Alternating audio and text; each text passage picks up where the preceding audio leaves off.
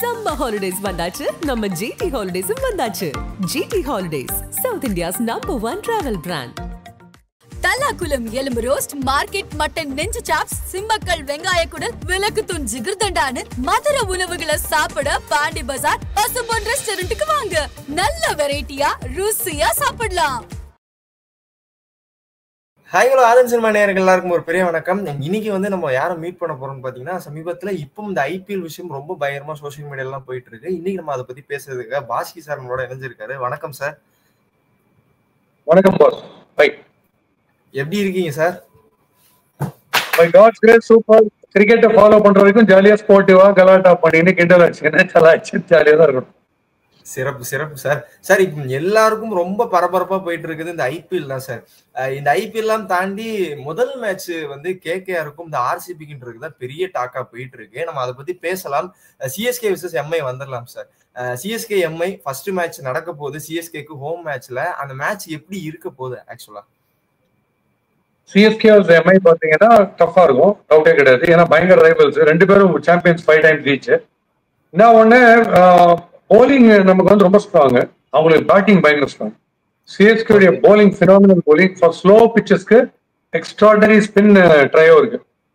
Noor left arm பேனமன் போடுறவரு, genius Ashwin இருக்காரு, அதுக்கப்புறம் லெஃப்ட் ஆர்ம் ஜடேஜா. ஒரு இந்தியன் டீம்ல இருந்த 3 பேர் மாதிரி, குல்தீப், ஜடேஜா, அக்சர் பட்டேல் இந்த மாதிரி. அவங்களுக்கு நீங்க பாத்தீங்கன்னா 1 to 8 வந்து 6 அடிக்கிற கெப்பாசிட்டி இருக்க பிளேயர்ஸ் இருக்காங்க. ஹர்திக் பாண்டியா இல்ல இந்த முதல் மேட்ச், பட் 6 ஹிட்டிங் கெப்பாசிட்டி இருக்கிற எக்கச்சக்க பிளேயர்ஸ் இருக்காங்க. நமக்கு எங்க ஆயிடுச்சுன்னா, பிச்சு ஸ்லோ அண்ட் லோவா வரும்போது இந்த பிரில்லியண்டா போடுற 3 ஸ்பின்னர்ஸ் அந்த பேட்ஸ்மேனால அவ்வளவு ஈஸியா அடிக்க முடியாது. நிறைய மிஸ்டேக் மாறதுக்கு வாய்ப்பு இருக்கு. அவங்களுக்கு போலிங் ரொம்ப ரொம்ப போர்.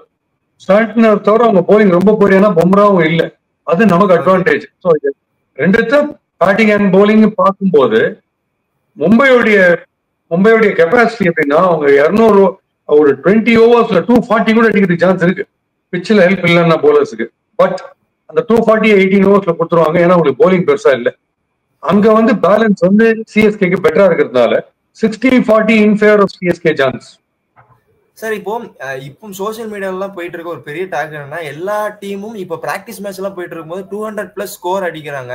இந்த ஒரு விஷயத்த சிஎஸ்கேவால பண்ண முடியாது. பேட்டிங்ல அந்த அளவுக்கு ஒரு பவர் ஹீட்டர் பேட்ஸ்மேன் யாரும் இல்லைன்றத பெரிய டாக்கா இருக்கு. இது எப்படி பாக்குறீங்க? 200+ டோட்டல்ன்றது அடிக்க முடியுமா முதல்ல சிஎஸ்கேவால?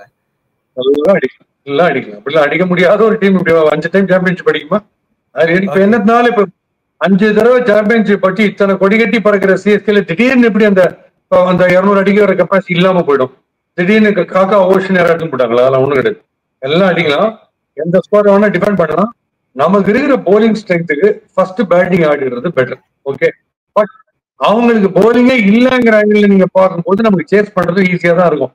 எனக்கு தெரிஞ்சு கேகேஆர் இருக்கட்டும், மும்பை 2 கதர் டீம், அவங்க கூட நமக்கு ட்ராக் ரெக்கார்ட் செப்பாங்க என்னைக்குமே நல்லா தான் இருக்கும். அதனால ப்ராப்ளம் இருக்காதுன்னு தோணுது. ஓகே சார், இப்போ துப்பாக்கியை பிடிங்க சிவான்ற மாதிரி தோனி வந்து போன சீசனே வந்து ருத்ராஜ்ல கேப்டன்சி கொடுத்துட்டாரு.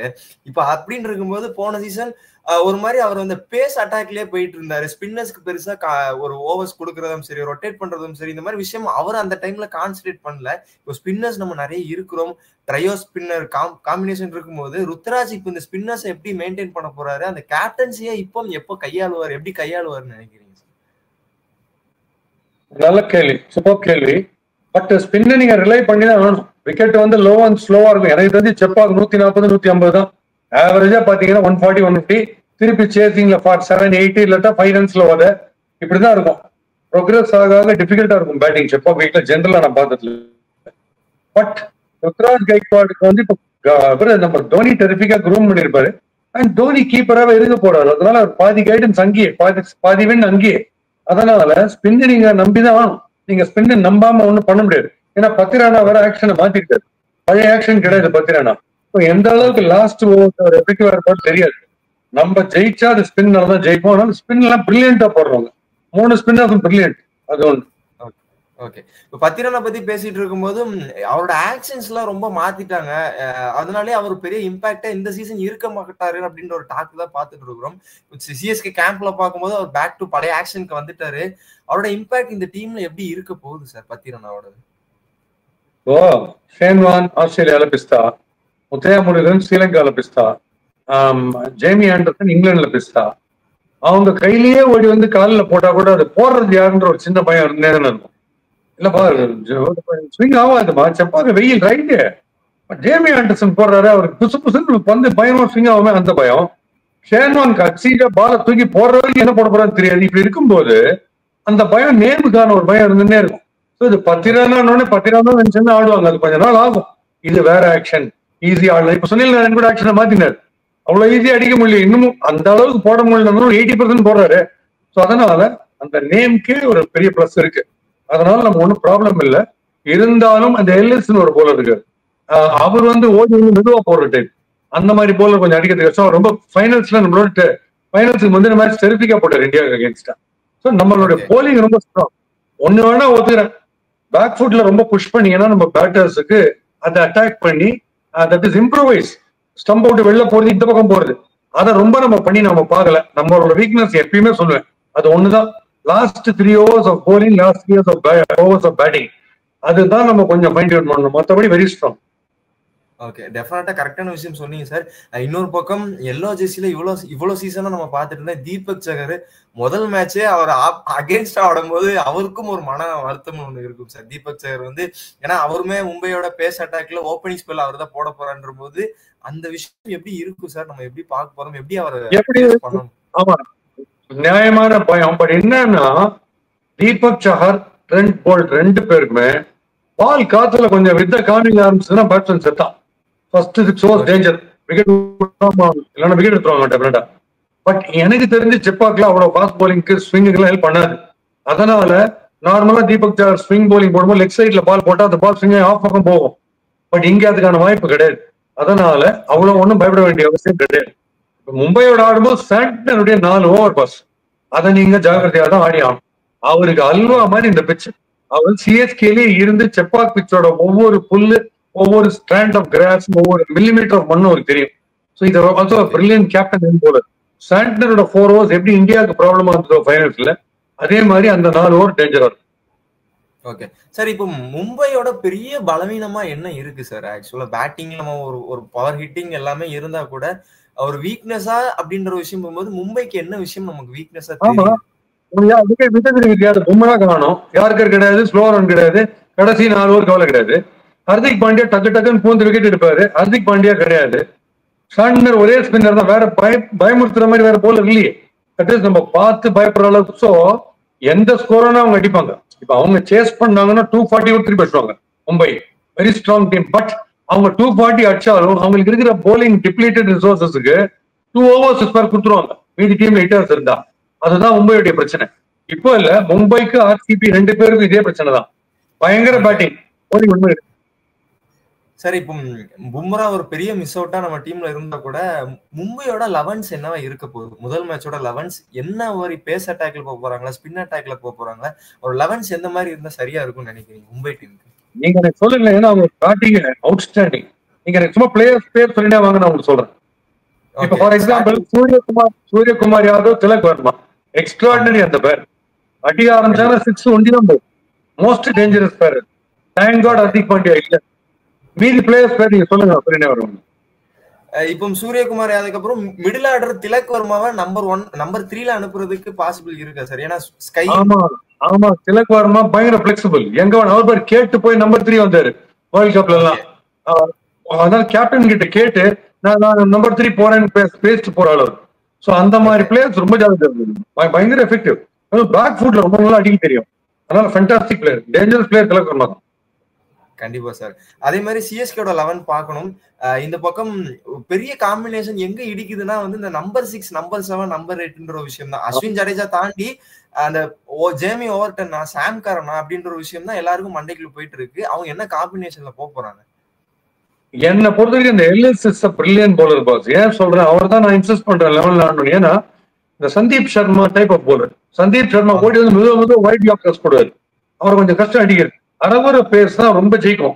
நல்லா ஞாபகம் வச்சுங்க, எந்த டீம்ல வந்து இந்த டைப் கேட்டகரி ஆஃப் பவுலர்ஸ் வேகமா ஓடுறது, மெதுவா போடுறது, அதுல நம்பர் 1 வந்து எல்லிஸ் தான். அவர் ஓடி போயிடுறாரு, வந்து பின்னாடி வரும், அவுட் வச்சு போயிடுறாரு பேட்ஸ்மேன் கிட்ட, வந்து பின்னாடி வரும். அந்த மாதிரி பிளேயர்ஸ் கடைசியில் அடிக்க ரொம்ப கஷ்டப்படுவீங்க ரொம்ப, எஸ்பெஷலி பால் கிரிப் ஆகும்போது அந்த மாதிரி பிச்சர்ஸ்ல. நீங்க சொன்ன பேர்களை விட எல்எஸ் ஃபர்ஸ்ட் கன்சிடர் பண்ணது பெட்டர். ஏன்னா அவர் தான் நம்மள ட்ரபிள் பண்ணாரு நிறைய நம்ம பேட்டிங். ஓகே சார், இப்போ தோனியோட ஒரு ஒரு விஷயம், அவர் எந்த டைப்ல ஆட போறாருன்றத போன சீசன்லயே பார்த்துட்டோம். வந்தா அவர் 5 பால் ஆடுறது, ஒரு 7 பால் ஆடுறது, அந்த 7 பாலும் ஹிட் அடிக்கிறது, 6 அடிக்கிறன்ற ஒரு விஷயத்துல இருக்காரு. இப்போ இந்த சீசன் அதே மாதிரி பிளேல போறாரா? ஏதாவது கொஞ்சம் மாத்தி அந்த மாதிரி விஷயம் ஏதாவது ட்ரை பண்ணுவாரா? அவருக்கு இருக்கிற நீ ஸ்ட்ரெங்தனிங், நீ ப்ராப்ளம் இருக்கு இல்லையா, ஏஜ் ஃபேக்டர் ஒன்று இருக்கு. முட்டி will not permit running between the wickets as fast as he used to be. Running between the wicketsல முட்டி பிரச்சனை. அவர் கடைசி 1.5 ஓவர் வரதுக்கு காரணமே ஒரு 10 பால் ஆடலாம், ஒரு 6 6 அடிக்கலாம் அவர். அது கரெக்ட் ஆட்டிடியூட். ஓகே, கேப்டன்சி பிரில்லியன்ஸுக்கு தோனி ஓணும். ஃபாஸ்டஸ்டா கீப் பண்றதுக்கு இந்த இடத்துல இருந்து தோனி ஓணும். ஓடுறது கொஞ்சம் கஷ்டம், அதை நம்ம பாத்துக்கணும். அதனால எனக்கு இப்ப சப்போஸ் கடவுள் வந்து என்ன வாரம் ஓணும் கேள் அப்படின்னா எனக்கு ஒரே ஒரு சின்ன ஆசை சார். ஆனா நீங்க சொன்ன யாரும் ஒத்துக்க மாட்டீங்க. கடைசி 2 ஓவர்ல வந்து தோனி தம்மால் டிமில் 4 6 அடிக்கு போல ருத்ராஜ் கைக்வாட் கான்வேயோட ஓப்பனிங் வந்துட்டு முதல் 6 ஓவர்ல 9 பேர் கிட்ட இருப்பாங்க. பெருசா ரன்னிங்க்கு தேவை கிடையாது. ஏன்னா பிக் சிங்கிள்ஸ் தான் ஓட முடியும். அந்த ரிஸ்க் வேணாம். எவ்ரி 3 பால் டிஃபென்ஸ் ஆனா மீதி 3 பால் 6 அடிக்கிறதுக்குன்னே ஒருத்தர் தோனி தானே. அவர் ஏன் அந்த முதல் 6 ஓவர் ஆடிட்டு ஒரு 8 6 அடிச்சாருன்னா கதை கந்தல் எது டீமுக்கு அது வந்து நல்லா. கண்டிப்பா சார். எல்லாரும் அவரு ஃபர்ஸ்ட் டைம் சென்னையில வந்து ஏர்போர்ட்ல இறங்கும்போது அந்த கோட் வேர்ட்லயே ஒன் லாஸ்ட் டைம்ன்ற மாதிரி விஷயம்லாம் நம்ம பார்த்து டீகோட் பண்ணிட்டு இருந்தோம். மேபி இது அவரோட கடைசி சீசனா இருக்க வாய்ப்பு இருக்கா? எல்லா சீசனும் இதுதான் பேசிட்டு இருக்கிறோம். இந்த சீசன் எப்படி இருக்க போகுது? நமக்கு வந்து எது என்டர்டெயின்மெண்ட் ஃபேக்டர்னா எல்லா டீம் எதிர் டீம்ல இருக்கிற கேப்டன்ஸ், வேர்ல்ட் லெவல்ல இருக்கிற பெரிய ஸ்டால்வர்ட்ஸ் அத்தனை பேருக்குமே ஒரு கிக்கு. நான் போய் கமெண்ட்ரி சொல்லணும் தோனி ஆடுறச்சு, நான் போய் மேட்ச் பார்க்கணும் தோனி ஆடுறச்சு, தோனி தான் பெஸ்ட் கேப்டன் தான் பார்த்ததுலயே அப்படின்னு பிஸ்தாங்களே சொல்லும் போது தோனியுடைய பிரசன்ட் இருக்காதான்னு பேசுறதோட இன்னும் இருக்கணும்னு பேசணும். அப்கோர்ஸ் முக்கிய ப்ராப்ளம்னா நம்மளே அண்டர்ஸ்டாண்ட் பண்ணிக்கணும், அவரால் முடியாது, அது ஓகே. அவர் வந்து எனக்கு லைஃபே இதுதான், நான் எப்ப டைம் வச்சாலும் கிரிக்கெட் ஆடினே தான் 4 மணி ஈவினிங் ஆச்சுன்னா எனக்கு கை கால் துருக்குறோம் அப்படின்னு சொல்ற ஆளு டெஃபினட்டா ஃபிட்னு தான் அர்த்தம். இல்லாட்டா ஒரு பிளேஸ் அப்படி வேஸ்ட் பண்ண மாட்டாரு. சோ தோனி வந்து நம்ம என்னைக்குமே ரோஹித் சர்மா கப்பு கையில வந்த உடனே எப்ப ரிட்டையர் ஆக போறீங்கன்னு கேட்டா பர்த்டே பார்ட்டிக்கு போயிட்டு கேக்க சாப்பிடணும். நீங்க உங்களோட டேட் ஆஃப் டெத் என்னன்னு சொல்ல முடியுமா கேட்கக்கூடாது, டேட் ஆஃப் எக்ஸ்பைரி. சோ சூப்பரா ஆட போறாரு, கலக போறாரு, இன்னொரு வாட்டி கப்ப கொடுக்க போறாரு, அதை வேணான்னு சொல்ல போறோமா? நம்ம போறத தலைவன் ஒரு 9 பால் வந்தா கூட அதை போய் பார்த்தோம்பா ஒர்த்து பார்ட்டிக்கெட்டுன்னு நம்ம பேசுறோம். இப்போ சூப்பர் ஸ்டார் ரஜினிகாந்துக்கு எந்த வயசு இருந்தாங்க, ஸ்கிரீன்ல அவர் வரணும், நம்ம தியேட்டர்ல போய் விசில் அடிக்கணும், கலக்கெல்லாம் ஒரு ஹீரோயிசம் பண்ணணும், ஃபைட்டு டுவேட்டு காமெடி தானே போறோம். அந்த மாதிரி போக என்டர்டைன்மெண்ட் கிரிக்கெட்னு சொல்லிட்டீங்க. இதுக்கு எதுக்கு யாரு 100% ஃபிட்டா 90% ஃபிட்டான்னு பாக்குறது வேஸ்ட். சிஎஸ்கேல திங்க் டேங்க்ல நம்ம யோசிக்கிற அத்தனை விஷயங்களையும் யோசிச்சுதான் அவர் கோதால இருக்கிறாங்க. அவரும் முடிஞ்சாதான் வரப்போறாரு. ஸோ டெஃபினட்டா இன்னொரு பிளேயரை உருவாக்குவாரு தவிர அழிக்க மாட்டாரு. அதனால வராருன்னா அவர் ஃபிட்னு அர்த்தம். அவர் சூப்பரா ஆடுவாரு, இந்த வருஷம் கலக்கலா ஆடுவாரு, நோ டவுட் அபவுட். ஓகே, நாங்களும் அதான் வெயிட் பண்ணிட்டு இருக்கோம். அப்படியே மற்ற டீம்ஸ் பத்தி கொஞ்சம் கொஞ்சமா அப்படியே முடிச்சுக்கலாம் சார் சீக்கிரமா. இப்போ ஆர்சிபியோட கேகேஆர் மேட்ச், எனக்கு என்ன ஒரு இங்க எல்லாருக்கும் ஒரு பெரிய டாக்கா இருக்கு, ரஜத் பட்டிதாருக்கு கேப்டன்சியை கொடுத்துட்டாங்க. ஏன்னா இன்ன வரைக்கும் ஆர்சிபில கேப்டன்ஸ் எடுத்து பார்க்கும்போது ஒரு பயங்கரமான எக்ஸ்பீரியன்ஸ் பிளேயரும் போன சீசன் ஓவர்சீஸ் பிளேயராக டூப்ளஸியும் இருந்துன்ற போது ரஜத் பட்டிதாருக்கு இது எவ்வளவு பெரிய ப்ரெஷரா இருக்குமோ அதை எப்படி ஹேண்டில் பண்ணுவார்னு நினைக்கிறீங்க? பெரிய ப்ரெஷரா இருக்கும். ஒரே ப்ரெஷர் வந்து ஆப்போனன்ட்ஸ்னாலயோ கிரௌட்னாலயோ இல்ல, விராட் கோலினால ப்ரெஷரா இருக்கும். விராட் கோலி சும்மா இருக்க மாட்டார். ஏன்னா அவருக்கு வந்து 10 விக்கெட்டும் 2 ஓவர்ல ஊந்தணும், நம்ம போய் 2 பால் அடிச்சுன்னு வந்த ரன் ஒரு வெறியில இருக்கும். அது கரெக்ட். ஒரு கிரிக்கெட்டர் வெறினா அப்படிதான் ஆகணும். நீங்க முன்னுக்கு ஓரனா நீங்க எக்ஸாம்பிளா விராட் கோலி தான் எடுத்துக்கணும். பட் அந்த ப்ரெஷர்ல ஒரு கேப்டன் வந்து இவ்வளவு ஹைப்பர் வைப்ரண்டா இருக்கும்போது இன்னொரு கேப்டன் டாஸ் போடுறதுல தப்பா அவர் பார்த்து கோச்சிங் கேம்ப்ல எல்லாம் குட்டி பசங்க என்ன பண்ணும், ஓடி வந்து நெட்ல போடும்போது அப்பா அம்மா வந்துட்டாங்கன்னு அவங்கள பார்த்துன்னு தப்பா வேற நெட்ல போடுறோம். அந்த மாதிரி பட்டிதார் கான்ஸ்டன்டா பார்த்துனே இருப்பார். விராட் கோலியோட எந்த பூர்வம் எந்த பக்கம் போகுது, நம்ம இப்ப என்ன பண்ணணும், நான் பண்றது கரெக்ட் தானே தலைவரே வெள்நாயகரே அப்படின்னு கேட்கற மாதிரி கேட்டு எந்த போலிங் சேஞ்ச் பண்ணலாம், யார ஃப்ரண்ட்ல அனுப்பலாம், ஃபீல்ட் செட்டிங் இது கரெக்டா, எந்த ஓவரை கடைசியில் வச்சுக்கலாம், எந்த போலரை, இவ்வளவு யோசிச்சுன்னே இருந்தா கேப்டன்சி எப்படி பண்ண முடியும்? Same problem for Ruturaj when Dhoni is there. So இவங்களுடைய ஆப்சன்ஸ்ல தான் அவங்க கேப்டன்சி தெரியும். அதனாலதான் நான் சொன்னேன் விராட் கோலி கேப்டனாவே இருந்திருக்கும். கேப்டனா இருந்தாலும் ஒரு பயம், ஆப்போனன்ட்டுக்கு பயம் இருக்கும். அவர் சைக்கலாஜிக்கலா அவருடைய கேப்டன்சி ஸ்கேர் எல்லாருக்குமே. It's got a very good record for an captaincy. ஒரு பக்கம். இன்னொன்னு அவங்க ஸ்பின் டிபார்ட்மெண்ட்டை போட்டோ விட்டாங்க ஆப்ஷன்லயே. அவங்களுக்கு யாரு லயம் லிவிங்ஸ்டனும் குருணால் பாண்டியா சொல்லிக்கிற மாதிரி ஸ்பின்னர்ஸ், வேற ஸ்பின்னர்ஸே கிடையாது. ஸ்லோ பிச்சர்ஸ்ல நல்ல ஸ்பின்னர்ஸ் இல்லாம நீங்க என்ன பண்ணீங்க சொல்லுங்க? நீங்க பிஸ்தாவா அடிப்பீங்க, திருப்பி அடிச்சுவாங்கல்ல, ஃபாஸ்டா ஓடி வந்து போட்டு வேஸ்டிங். புவனேஸ்வர் குமார் மாதிரி ஒரு இன்டெலிஜென்ட் போலர் இருக்கணும், இருக்காரு ஒருத்தர். பட் நீங்க 20 ஓவர் போடணும்னு உங்க ஸ்பின்னர்ஸ் ஒரு 12 ஓவராவது பாத்துக்கணும். சிஎஸ்கே எப்படி இருக்கு? கேகேஆர்ல பாத்தீங்கன்னா 2 ஜெயண்ட் ஸ்பின்னர்ஸ், வருண் சக்கரவர்த்தி, சுனில் நாராயண். ஸ்லோ அண்ட் பிஸ்தாவா போடுற ரானா இருக்காரு, அந்த மாதிரி இருக்கும். அப்பதான் நீங்க தைரியமா நீங்க அதை வச்சுதான் சொல்ல CSK very bright chance. Bowling வந்து top class combination. Okay, positive சைனா ஆர்சிபிக்கு என்ன இருக்கு சார்? பேஸா இருக்கா இல்லைன்னா பேட்டிங்ல இருக்குதா? ஆர்சிபி பேட்டிங்ல அவங்க எக்ஸ்ட்ராடனரி பேட்டிங், அதுவும் டவுட்டே இருக்கு. பட்டிதார் கோலி 2 பேர் சேர்ந்தாங்கன்னா அவங்க டைமிங் சென்ஸ் வந்ததுன்னா பினிஷ்ட் எதிர் டீம்.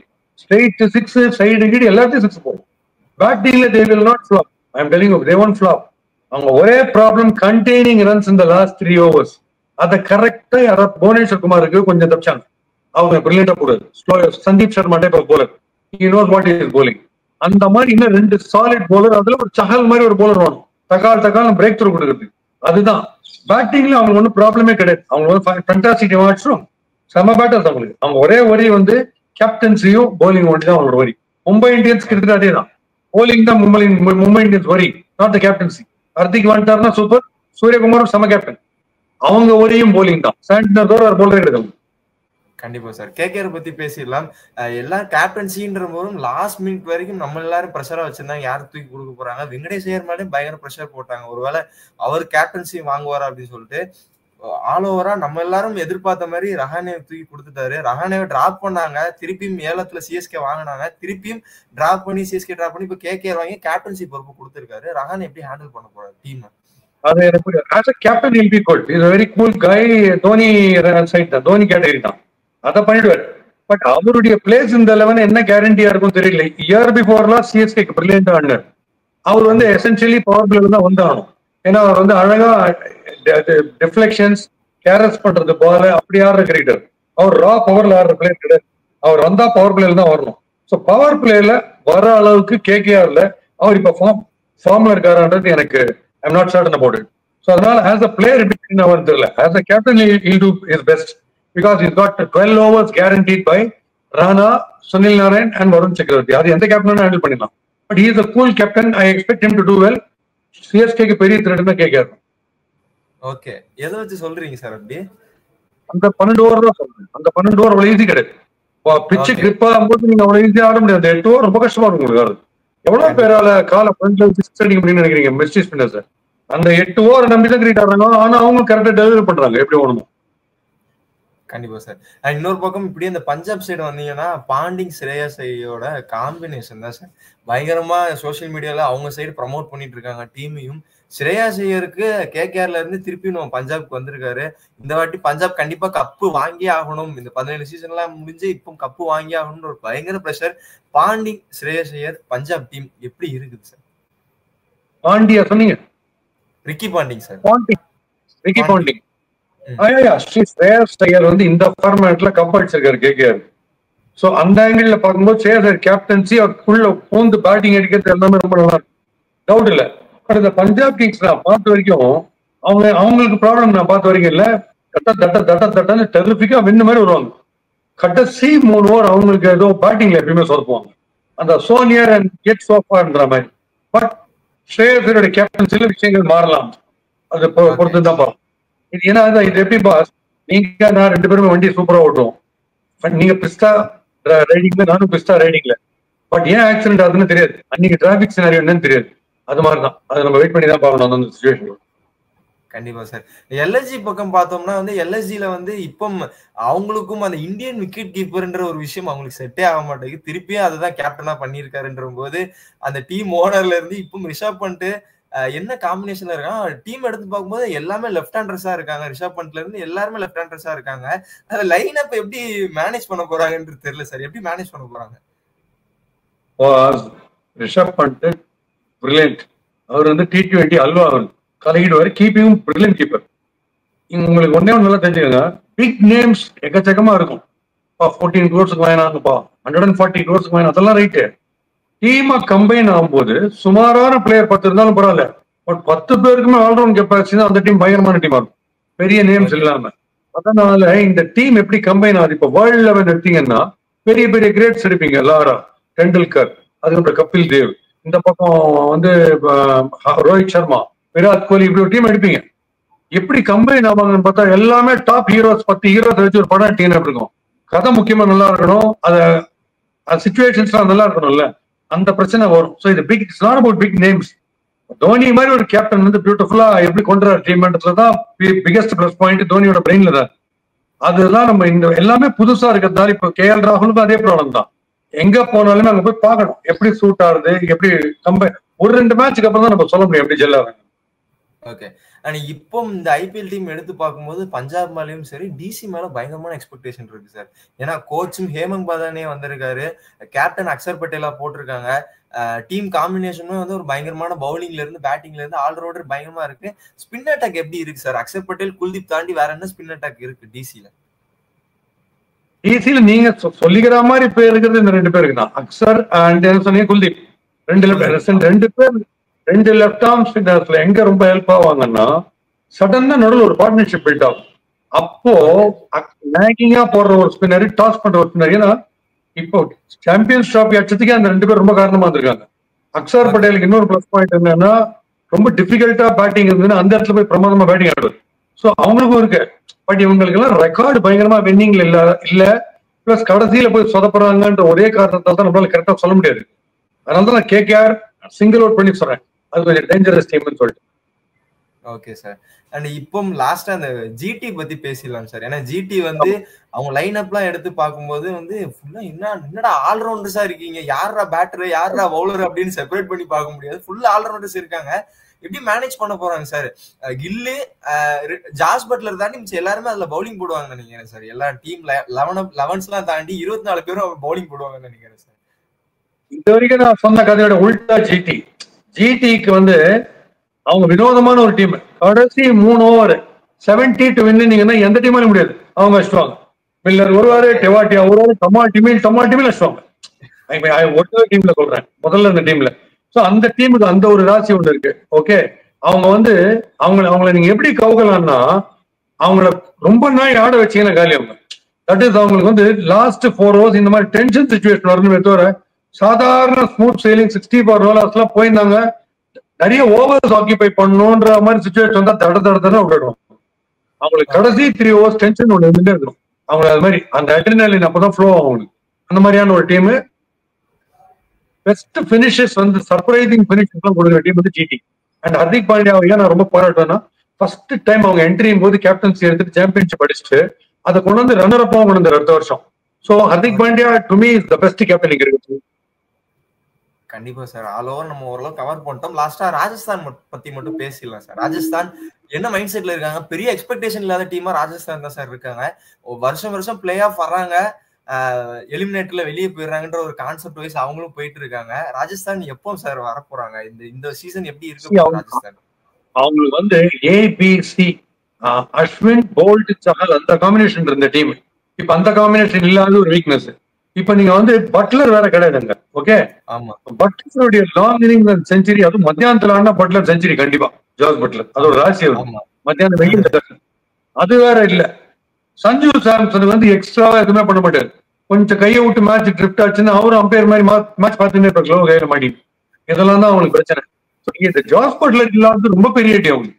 அவன் வந்து பெரிய அப்கோர்ஸ் ஜெய்ஷ்வால்லாம் பூந்து விளையாடுறதுக்கு ஆள் இருக்கு அவங்களுக்கு, இல்லைன்னு சொல்லல. ஜாஸ் பட்லர் இல்லாத ரொம்ப பெரிய செக்டாக். ஓகே சார், ப்ரெடிக்ஷன் டைம் போயிடலாம். இப்போ இந்த IPL சீசனோட டாப் 4 டீமா யார் வர போறாங்க sir? CSK and KKR sure boss. CSK KKR Mumbai இந்த மெட்ரோஸ் 3 வந்துரும் பாஸ். இன்னும் ஒண்ணுதான் பாஸ் சொல்ல முடியாது பாஸ். அது வந்து டார்க் ஹார்ஸ், அது யாரான வரலாம். அது வந்து RCBக்கும் சான்ஸ் இருக்கு, SRHக்கும் சான்ஸ் இருக்கு. RCB, SRH அண்ட் பஞ்சாப்னு வச்சுக்கோங்க. இந்த 3ல ஏதாவது வரும்னு எனக்கு தோணுது. ஸோ இதெல்லாம் டோட்டல் கெஸ் பாஸ். ஏன்னா டெஸ்ட் மேட்ச் ODIலயே ப்ரெடிக்ட் பண்ண முடியாது. ஃபார்ச்சுனேட்லி நான் போன சாம்பியன்ஸ் டிராபிக்கு நான் சொன்னேன், வருண் சக்கரவர்த்தி ஸ்குவாட்ல இருந்து அவர் 11ல ஆடினார்னா அவர் தான் மேன் ஆஃப் த மேட்ச், அவர் தான் மேன் ஆஃப் த சீரீஸ், அப்பதான் ஜெயிச்சிட்டோம். T20 சாம்பியன்ஸ்லயும் சொன்னேன், அடாப்டபிலிட்டி பிரில்லியண்டா இருக்கும் இந்தியன் டீமுக்கு, எங்க வேணா அட்ஜஸ்ட் பண்ணிப்பாங்க. ஸோ எல்லா டீமுக்கும் தூக்கம் போகும் இந்தியானா சான்ஸ் இருக்குன்னு அங்கேயும் வச்சிட்டோம்.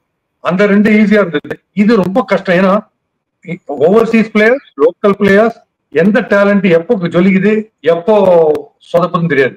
15 கோடிக்கு ஒருத்தர் வாங்கிருப்பீங்க, ஒண்ணுமே பண்றது மாட்டாரு. ஸ்டார் கிளாஸ் டீம் ஒண்ணுமே பண்ணல. சாதா பிரைஸுக்கு போவா நிதிஷ்குமார் ரெட்டின்னு ஒருத்தர் கலகி நிற்பாரு மேன் ஆஃப் த டோர்னமெண்டா. அதனால இதுல ரொம்ப கஷ்டம் இதுல ப்ரெடிக்ட் பண்றது. பட் பாப்போம் ப்ரோக்ரஸ் எப்படி போகுதுன்னு பார்ப்போம். பட் வந்து மெனி மேட்சஸ் வந்து ஃபைனல்ஸ் அளவுக்கு எக்ஸைட்டிங்கா போகும்ன்றது எனக்கு தோணுது. இன்ட்யூஷன்ல எக்கச்சக்க எக்ஸைட்மெண்ட் இருக்கும் இந்த டோர்னமெண்ட்ல தோணுது. ஓகே, கப்பு யாருக்கு பாசிபிலிட்டியா இருக்கு சார்? எந்த டீமுக்கு பாசிபிலிட்டியா இருக்கு டைட்டில்? நீங்க எந்த ஊர்ல இருக்கீங்க? சென்னை, சிஎஸ்கே. சோ சிஎஸ்கே தான். அவ்வளவுதான், அதுக்கு மேல கேட்காதீங்க. நான் ஃபேன் அந்த டீமுக்கு, தோனி இருக்கிற வரைக்கும். அதுக்கப்புறம் எனக்கு கேட்காதீங்க. தோனிக்கு டெரிபிக்கான ஃபேனு. அந்த டீம்ல என்ன வீக்னஸ் இருந்தாலும் நான் சொல்லுவேன். இப்ப சொல்ற பாருங்க, பேக் ஃபுட் பிளே ஒரு பெரிய வீக்னஸ், இம்ப்ரோவைஸ் பண்ணாம இருக்கிறது ஒரு வீக்னஸ். முதல்ல ஃபீல்டிங் வீக்னஸ் இருந்து 4-5 பேர் ரொம்ப போர் ஃபீல்டர்ஸ் இருந்தோம். இப்ப கவர் பண்றோம். ஏன்னா ரச்சின் ரவீந்திரால உள்ள வந்தாச்சு, டெரிபிக்கா இருக்கும் ஃபீல்டிங். இம்ப்ரூவ்மெண்ட்ஸ் நிறைய இருக்கு. But still last 3 overs of batting and bowling வந்து ஒரு கொஸ்டின் மார்க் தான்.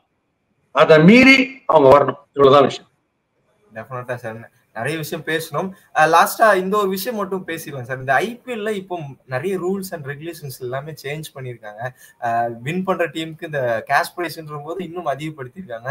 நம்ம ஒவ்வொரு சீசனும் ஐபிஎல்லோட இம்பாக்ட் பிளே ரூல்ஸ் பாக்குறோம். இப்போ இந்த சீசன்லயும் நிறைய ரூல்ஸ் அண்ட் ரெகுலேஷன் இருக்கும்போது பிளேயர்ஸ் மைண்ட் செட்ல எப்படி சார் இருக்கும்? ஒரு பிளேயரா இருக்கும்போது எப்படி அந்த மைண்ட் செட்ல விளையாடுவாங்க? மணி ஃபேக்டர் எல்லாம் விட்டுடுங்க. அதெல்லாம் வந்து enjoy share the man of the match அப்படிலாம் இருக்கு. ஒரு விஷயம் போலர்ஸுக்கு அப்படின் ஒரு ட்ரிப்ஸ் ஏத்தினா மாதிரி ஒரு ஆக்சிஜன் எக்ஸ்ட்ரா குத்த மாதிரி இருக்கும். எதுன்னா டிஃபெண்டிங் டீம் செகண்ட் போலிங் போடும்போது 11th ஓவருக்கு அப்புறம் நியூ பால ஆடிட்டு இருக்கிற பால மாத்தலாம்.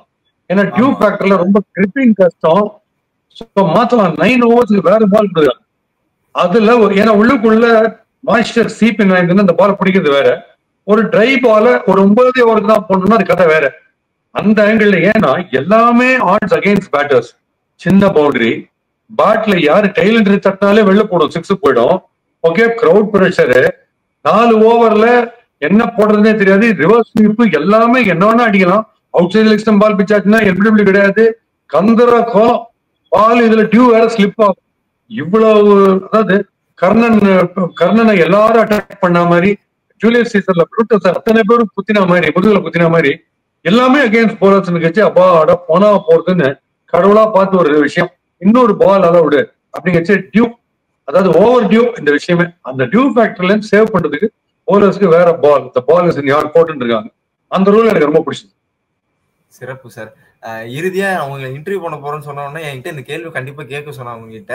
போன சீசன்ல சிஎஸ்கேவோட லாஸ்ட் மேட்ச் ஆர்சிபியோட இருந்துச்சு. பயங்கர கிரேஸா இருந்துச்சு. விராட் கோலியோட அக்ரஷன் பார்த்தோம்.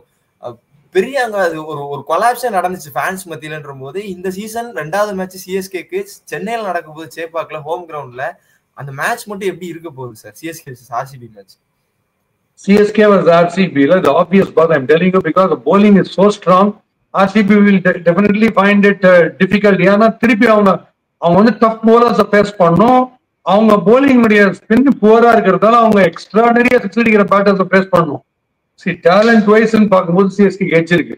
திருப்பி சொல்றேன், அன்னைக்கு டேல என்ன நடக்கும் அதுக்கு நான் போவே இல்லை. அதுக்குள்ள டெஃபினட்டா சிஎஸ்கேக்கு கிளியர் எட்ஜ் அந்த மேட்ச்ல தான் நான் சொல்றேன். ஆனா கோலி கேப்டனா இருந்தா அந்த விஷயமே வேற. கோலி கேப்டன் பண்ணும்போது ஆர்சிபி வேற. அவர் ஹைப்பரா கத்தலாம், அதெல்லாம் ரைட்டு. ஏன்னா மூவ்ஸுக்கான பிரில்லியன்ஸ், ஃபீல்ட் செட்டிங்க்கு ஒரு பிரில்லியன்ஸ் அதெல்லாம் தேவை. அண்ட் ஒரு லீடர் அப்படிங்கிறது எதிர் டீமுக்கு பயப்படுவாங்கல்ல, சைக்கலாஜிக்கல் ப்ரெஷரை கிரியேட் பண்றதெல்லாம் கோலி. அவங்க அதை மிஸ் பண்ணிட்டாங்கன்னு எனக்கு தோணுது. கேப்டனா கோலி வந்தாருன்னா ரொம்ப டஃபா இருக்கும் சிஎஸ்கே, நாட் அதர்வைஸ்.